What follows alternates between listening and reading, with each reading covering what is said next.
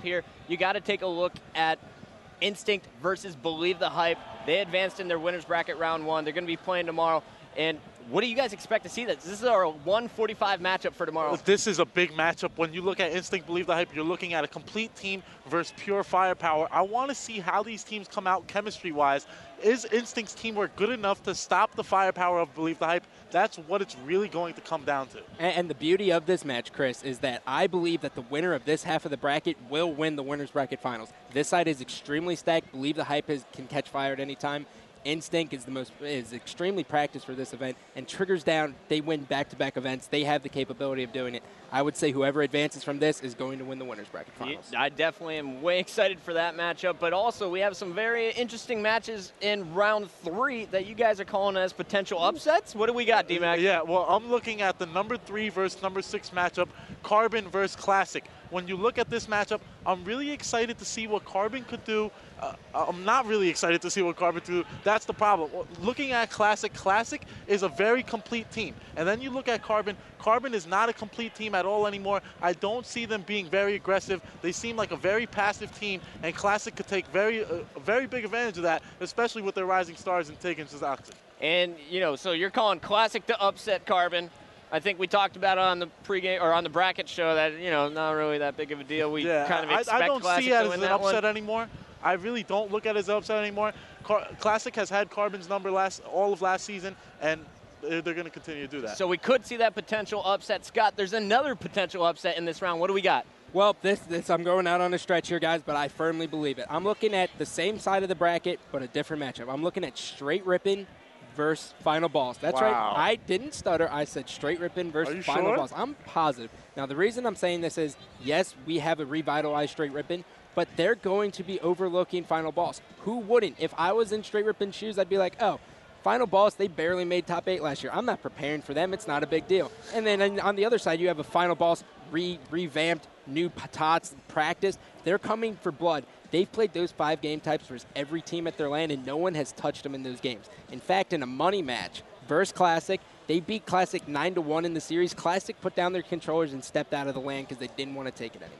So that tells me that Final Boss is ready. Wow. Final Boss over Straight Rippin'. Is there anything against Straight Rippin' that you don't like, or is it really just you're that impressed with Final Boss? It's not so much that I'm that impressed with Final Boss. It's just the fact that I think Straight Rippin' is really overlooking Final Boss.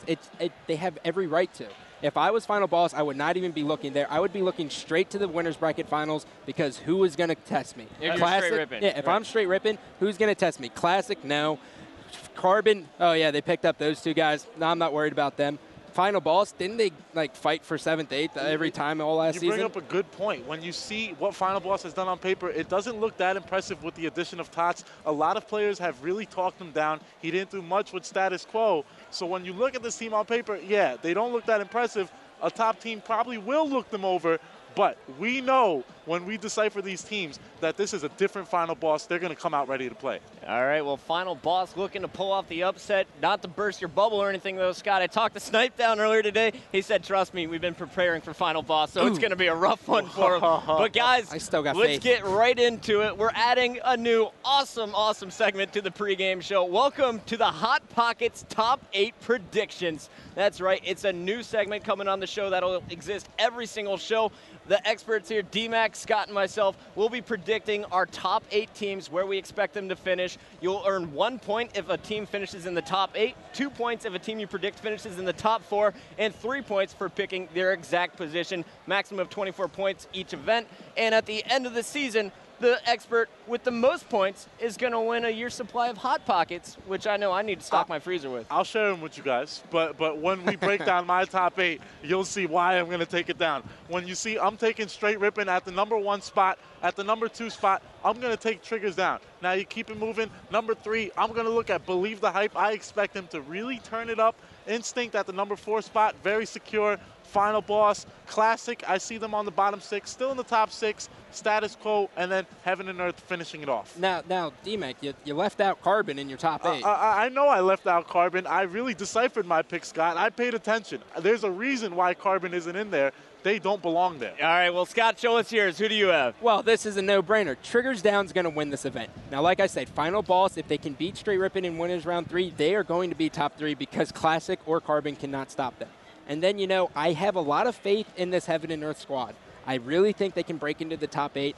Status quo, to me, I don't think they can do it in tourney play. They have to prove it to me. All last season, they were the most prepared team, struggled to get in the top 8. If they prove it to me, they'll be in my next top 8, but as of now, not in it. But here's my question: is you raved about status quo, what they did at the LAN. Why don't you put them in the top 8? Hey, you know what? Let Scott's awful predictions just stay up there. It's my turn, D-Mac, and here we go. Check it out, guys. Here's the winner. You picked Straight. You picked Triggers Down. I picked Instinct. That's right.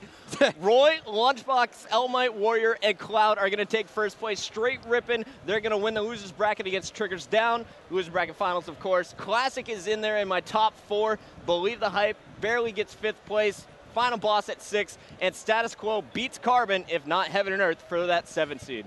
I could definitely see Instinct taking this tournament. I don't think it's going to be this tournament. I think they'll do it later in the year, but Instinct is a very strong squad. All right, so those are our top 8 predictions, but guys, now it's change focus from preparation to let's get prepared right now for the Friday night kickoff. Let's talk about our 2 matches tonight, starting off with match number 1.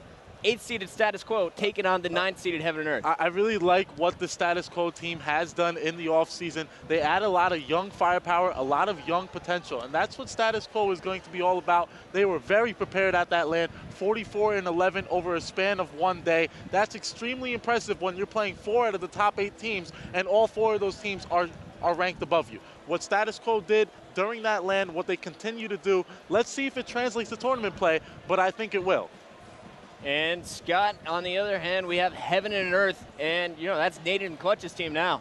Now, like you said earlier, Heaven and Earth, Karma and Killer Drew picked up 2 superstars. They picked up Clutch, the 2009 national champion, and they picked up Naden, the game changer. Now, you put those 2 on the same team with Karma and Killer Drew, we are going to see a new Karma. Clutch is the most prepared player going into this event. He played more games than anyone else. So when you put that mix in with Karma, there's no longer going to be, oh, is Karma going to show up to play? Karma used to be so good. He was a 2006 national champion. He was the best individual player. There's no longer going to be a question. It's going to be, oh, where is Karma playing? Because I want to see him destroy whoever he's playing.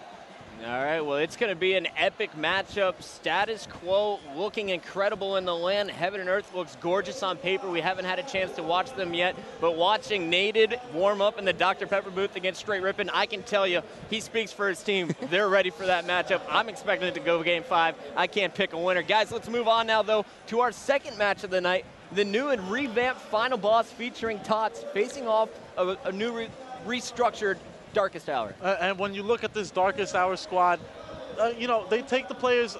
Let's start with Final Boss. When you look at the Final Boss squad, look what Victory X, all these players bring to the table, a veteran squad, and now they're going to take Tots under their wing and really bring him and elevate his game. They're both going to rub off on each other. This was a good move for both teams. Final Boss needs to be revitalized, and Tots, he needs to elevate his game. That's what's going to come out of this. And don't forget, these 3 veteran players want to end this Halo 3 season on top. They're tired of being overlooked. They just finished 7th, 8th all last season. They want the #1 spot. Yeah. So Final Boss is going to be ready, but they're going up against the Darkest Hour squad. Haven't heard a whole lot about these guys in the offseason, but they have the talent to win.